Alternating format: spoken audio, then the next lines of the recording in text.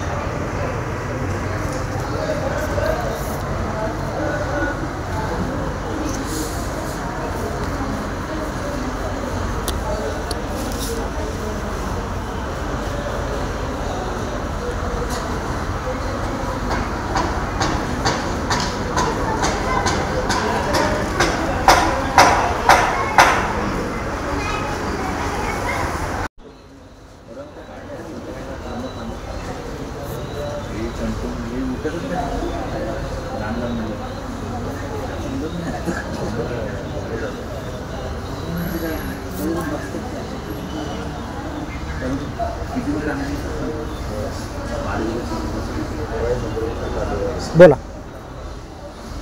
नमस्कार, माझं नाव विलास विजय रहाटे। मी रत्नागिरी देवरुख इथून आलो आहे।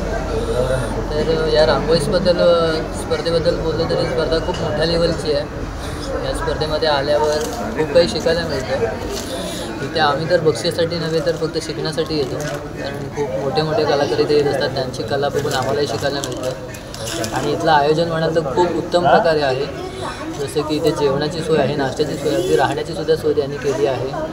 हे खूप छान नियोजन आहे आणि अशीच हे स्पर्धा दरवर्षी भरत राहोत हीच त्यांना माझ्याकडून एक विनंती असेल, कारण त्या याने नवीन नवीन कलाकार घडतील।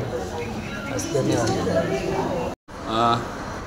कलाग्राम 2025 हा जो शांतिनिकेतनचा उत्सव संपन्न होतो आहे, याच्या निमित्तानं स्वर्गीय प्राचार्य डॉक्टर पी.बी. पाटील साहेब यांच्या 93व्या जयंतीनिमित्त खुल्या रांगोळी स्पर्धेचं आयोजन करण्यात आलेलं आहे। आदरणीय गौतम भाऊ पाटील यांच्या मार्गदर्शनानं हा कला उत्सव सादर होत असताना या खुल्या रांगोळी स्पर्धेमध्ये महाराष्ट्रातून निवडक 30 कलाकारांचा सहभाग इथं नोंदवण्यात आलेला आहे.